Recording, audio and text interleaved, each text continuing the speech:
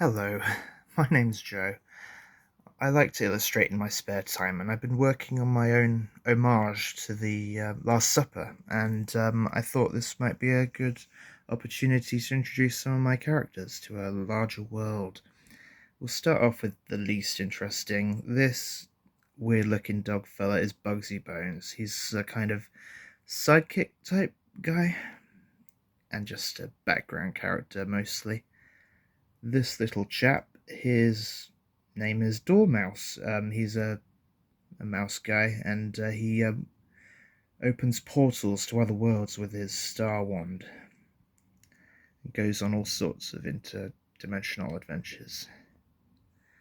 This is Panthrax. He's a kind of pride mascot I came up with. I just thought he was really cool. So he's got a unicorn horn, and he's an anthropomorphic cat type creature with a rainbow mane. This is Splash the rubber duck. He's not that interesting at first glance, but he has hydrokinetic powers just to make him a tad more interesting. Now, this guy is Eddie Hare. He's based on not just the March Hare from Alice in Wonderland, but the hare from Tortoise and the Hare.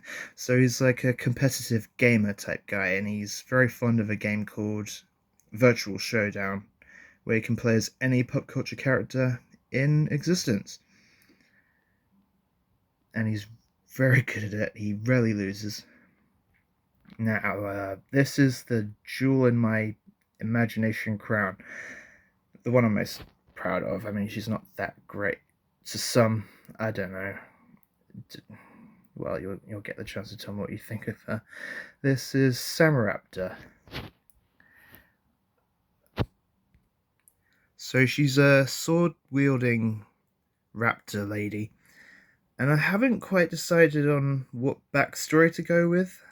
Like, is she just a raptor woman from another dimension? Is it a BoJack Horseman type thing where animal people just exist? I mean, there's animal people all over the shop here, and they all have different backstories, genetic experiments, and things like that. But with Samraptor, I'm wondering whether or not to go with the backstory that she's like a high school girl who transforms into Samraptor, by holding aloft a magic sword, blah blah blah blah blah. So that's where I'm with her. I love her to bits, really. She's my favorite. Yeah, what it says on the sash. This is Joey the Lion. He's my if I really want to insert myself, I do it through this guy.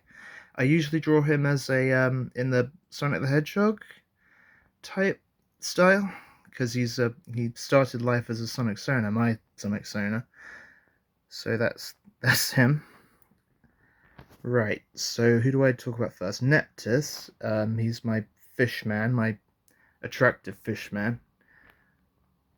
Like Shape of Water, Rikuo from Darkstalkers, that type of deal. And behind him is, if I remember what I called him, Toledo Thompson. Toledo Thompson. He's an adventuring minotaur. I was deciding which pronunciation to go with, minotaur, minotaur. I think minotaur is the English way. So he's a minotaur who rattled around a dungeon for God knows how long until he decided to walk out of that dungeon and pick up a fedora and go on adventures. So that's that guy. This is Hank. He's basically just a monkey head, really, on a monkey type creature with a cybernetic body. He doesn't really have a backstory. I just came up with him during October. I just kind of closed my eyes and he just sort of like appeared, that kind of thing. Yeah, I'll have to come up with a backstory for him at some point, flesh him out a little bit. Right, so this is Hardvark. He's basically just a gag character, really, just a pumped up, muscular aardvark called Hardvark, and He doubles as like a henchman mercenary type guy. And this is Monkey Bear, yeah. Just like a basic mascot sort of guy. Well, we can only see his head and tail there, but there's more of him. Maybe one day we'll see more of him. And this is Fruit Fly. I've been drawing him a lot recently since I came up with him. What he does is he can lift, so he can, any fruit he touches, he can make grow to any size he wants. And he can lift every single one of them and chuck them. So that's Fruit Fly. He's easy to draw, and he has pretty serviceable abilities, and he's got such a great personality. So that's that. Feel free to tell me what you think. Yeah, be as brutal as you want, really. And feel free to leave a like or dislike where you feel appropriate. Well, I've rambled long enough. Take care, everyone.